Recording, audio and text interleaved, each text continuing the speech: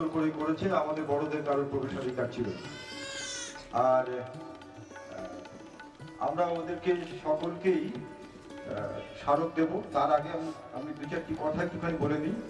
কালকে আসাম থেকে আসবেন বাহারুল ইসলাম, তারা কলকাতা পৌঁছে গেছে। আজকে নান্দিকারে তারা অভিনয় করছে, কালকে এখানে আসবেন। তারা চেকআপের সিগাল অবলম্বনে, দলের নামও সিগাল, 5 টোন অফ লাভ অভিনয় করবেন। আপনারা সকলে যথা সময় আসবেন। এখন মুশকিল হচ্ছে অভিনয় শুরু হওয়ার পরে আপনারা ঢুকছেন তো, আর মঞ্চে যারা অভিনয় করেন তাদের ভীষণ মনঃসংযোগের অসুবিধা হয়। আর অনুগ্রহ করে 6:30টার মধ্যে আসুন, না হলে নাটকটা ঢুকবেন না। 6:30টার মধ্যে না পৌঁছতে পারলে ওই সময়টা ঢুকবেন না, পরবর্তী নাটকের সময় ঢুকবেন। এটা অভিনেতাদের, কলাকুশলীদের ভীষণ অসুবিধা হয়। আর এখানে যারা করে তাদের সঙ্গে আপনাদের একটা প্রেমের বন্ধন তৈরি করতে হয়। প্রেম তো দুজন মিলে হয়, একা একা হয় না। তখন আর তৃতীয় কোনো ব্যক্তির সঙ্গে প্রেম না করলে ভালো না, তখন কি মোবাইলটা যদি বন্ধ রাখেন, সেই এটা যদি আপনারা সমর্থন করেন তাহলে মানে শুধু আপনাদের সঙ্গে ওই সময়টুকু যোগাযোগ থাকবে, পৃথিবীর সবকিছু ভুলে। এটা যদি করা যায় তাহলে ওরা করবেন বলছে, তাহলে তোমরা সবাই একটু হাতে রেখা। এবং আপনারা সমর্থন জানালেন বলে একবার হাতে রেখা। আচ্ছা, আমি সুবোধ পটনায়ক একটুখানি মঞ্চে ডাকবো। Madam lucky, please. অতিথিরা, আপনাদের সকলের পক্ষে ওদেরকে আমাদের অনুষ্ঠানে স্বাগত দিক। ওরা ভবিষ্যতে থিয়েটার করুক বা না করুক, ওরা একটা সময় থিয়েটার করতো। আমি জানি এরা সবাই থিয়েটার করবে না, 1 জন 2 জন 3 জন থিয়েটার করবে, কিন্তু এই যে জীবনের এই কটা দিনের যে অভিজ্ঞতা, এটা ওদের সারা জীবন তাড়িয়ে নিয়ে বেড়াবে, এইটা আমার বিশ্বাস। 35 বছরের থিয়েটারের জীবনের অভিজ্ঞতা করতে পারি। সেই জন্য লাকি এসছে। লাকি 25 তারিখে এখানে অভিনয় আছে, কালকে নান্দিকারে ওর অভিনয় ছিল। আমাদের সকলের হাতে যদি আপনারা ভাগাভাগি করে তুলে দেন, মাইজি ফার্স্ট।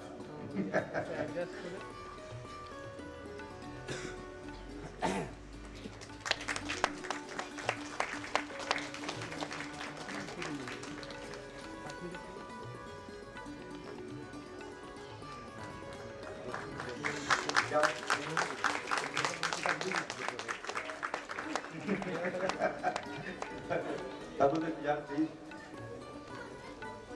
আপনি করে দিন সবাই মিলে।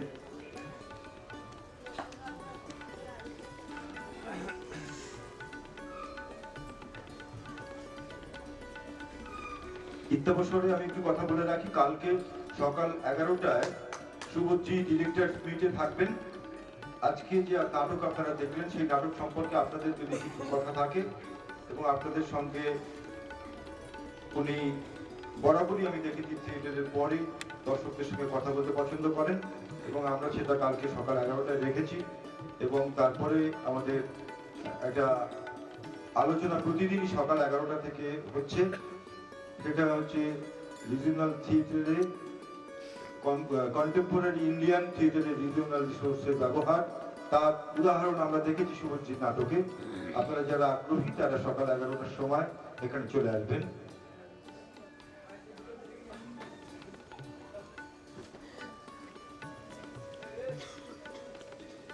আর এই নাটকে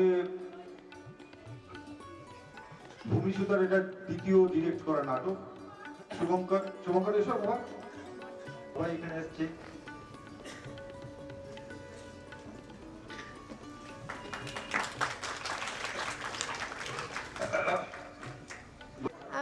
দারুণ লাগলো নাটকটা। প্রথমটা দেখতে পারিনি, দ্বিতীয়টা দেখলাম, খুব ভাল লাগছে। চেষ্টা করবো পরেরগুলো দেখার। নমস্কার, আমি ভূমিসুতা। আমাদের দলে ছোটদের ওয়ার্কশপ হয়। আমরা প্রতি বছর 1 মেতে কিছু না কিছু কাজ করে দলের বড়দেরকে উপহার দিই, যেহেতু 1 মে আমাদের দলের জন্মদিন। তো এর আগের বছরে আমরা সবাই মিলে ঠিক করি যে একটা নাটক করব। তো ঠিক করা হয় যে আমাদের মধ্যেই সবাই মিলে কাজটা করব। তো সেখান থেকে রূপ আর কুট্টুস মিউজিকের দায়িত্বটা নেয়, অরিন্দম দা ওটা লেখে, গল্পটা লেখে, সুমনা নাচের কোরিওগ্রাফ করেছে, তিয়াশা গান করেছে, নাটকটা লেখে, গল্পটা গীতা বাগের লেখা। তো সেখান থেকে আমরা সমস্তটাকে মিলিয়ে আমরা একটা কাজ করলাম, আদিবাসী একটা গল্প নিয়ে, তীরন্দাজ দামন। তো প্রথমে ওয়ার্কশপ বেসিসেই আমরা কাজটা শুরু করেছিলাম, তারপরে বড়রা সেটা দেখে বলল যে না, এটা করা যেতে পারে বাইরে।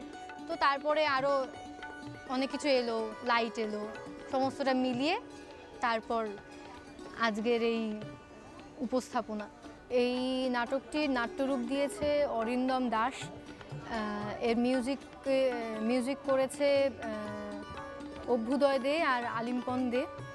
এই নাটকের সুর করেছে তিয়াশা দাস, কোরিওগ্রাফিতে ছিল সুমনা মিত্র, আর ভূমিসুতা দাস পরিচালনা ছিল। নাটকটি ভীষণ ভালো লেগেছে, ওদের ছোটদের পরিচালনা, এবং ওরা সম্পূর্ণভাবে ছোটরা করেছে। আশা করছি যে ভবিষ্যতে ওরা আরও ভালো কাজ করবে। খুব ভালো লেগেছে, দেখলাম, খুবই ভালো লাগলো।